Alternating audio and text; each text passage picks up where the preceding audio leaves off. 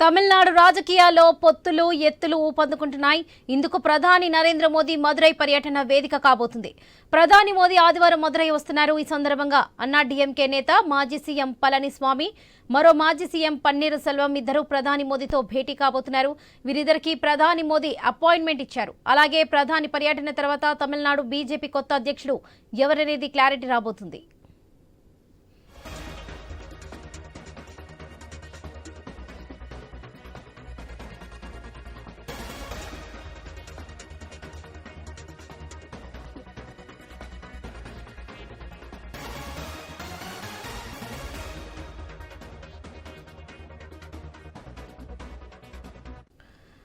తమిళనాడు రాజకీయాల్లో పొత్తులు ఎత్తులు ఊపందుకుంటున్నాయి. ఇందుకు ప్రధాని నరేంద్ర మోదీ మదురై పర్యటన వేదిక కాబోతుంది.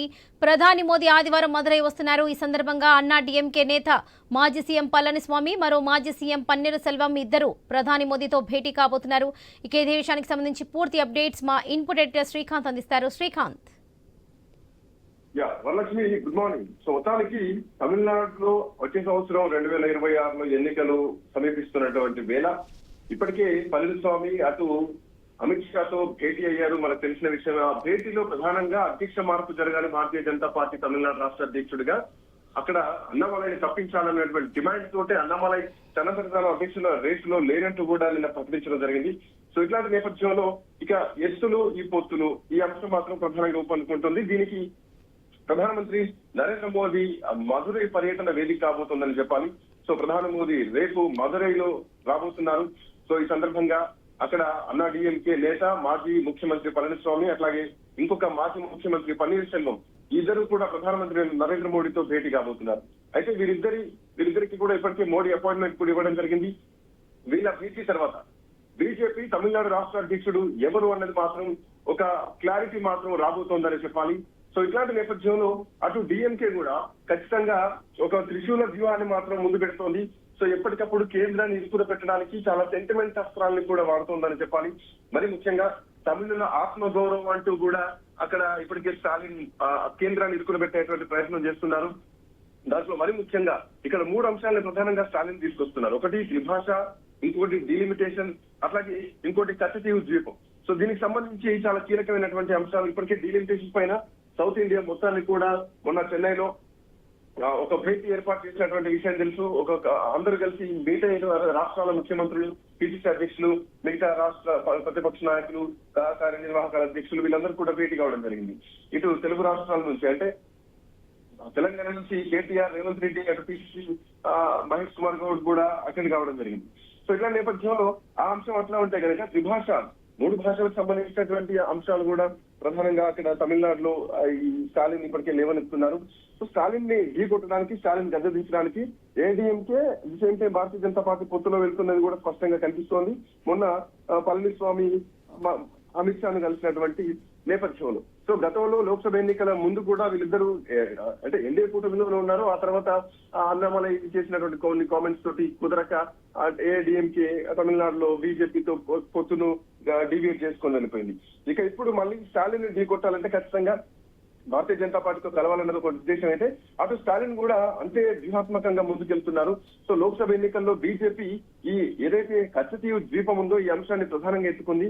అప్పుడు కూడా అంటే ఈ ఎన్నికలు వచ్చిన ప్రతిసారి కూడా ఈ ఏదైతే ఈ అంశం ఉందో, ఈ ద్వీపం ఉందో కచ్చతీవుకు సంబంధించి దీన్ని ప్రధానంగా ఎన్నికల ఆయుధంగా మారుస్తూ ఉంటారు. ఎందుకంటే ఇక్కడ మత్స్యకారులకు ఇది జీవనాధారం అని చెప్పాలి. అయితే మరి ముఖ్యంగా భారతీయ జనతా పార్టీ చేస్తున్నటువంటి ఎలిగేషన్ ఏంటంటే కాంగ్రెస్ పార్టీ హయాంలో ఉన్నప్పుడే కచ్చతీవు ద్వీపాన్ని శ్రీలంక కప్పచెప్పారు.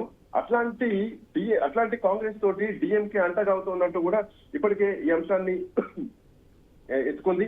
సో మరోవైపు ఇదే అంశాన్ని ఇప్పుడు కేంద్రంలో ఉన్నటువంటి బీజేపీని ఇరుకున పెట్టడానికి కూడా ఇటు స్టాలిన్ ప్రయత్నం చేస్తున్నారు. ఈ ప్రభుత్వం వచ్చిన తర్వాత ఏం చేస్తుంది, సో కచ్చతీవు ద్వీపాన్ని శ్రీలంక నుంచి స్వాధీనం చేసుకునేందుకు చర్యలు తీసుకోవాలంటూ కూడా అటు కేంద్ర ప్రభుత్వాన్ని కోరుతూ తమిళనాడు అసెంబ్లీ ఏకగ్రీవంగా తీర్మానం చేయడంతో మరోసారి ఇప్పుడు ఈ వివాదం తెరపైకి వచ్చింది. సో శ్రీలంక నావికాదళం చేస్తున్నటువంటి ఏదైతే ఈ అరెస్టులు ఉన్నాయో, సో అరెస్టులు పడవల సీజ్ చేస్తున్నటువంటి వల్ల తమిళనాడు మత్స్యకారులందరూ కూడా ఇబ్బందులు ఎదుర్కొంటున్నారు. సో ఈ సవాళ్ళన్నింటినీ కూడా తీర్మానంలో ప్రధానంగా ఇది తమిళనాడు అసెంబ్లీలో ప్రస్తావించడం జరిగింది. అయితే శ్రీలంకతో జరిగినటువంటి ఒప్పందాన్ని సవరించాలంటూ కూడా కేంద్ర ప్రభుత్వాన్ని కోరినటువంటి స్టాలిన్ ప్రధానమంత్రి నరేంద్ర మోడీ అక్కడి నేతలతోటి చర్చించాలంటూ కూడా డిమాండ్ చేశారు.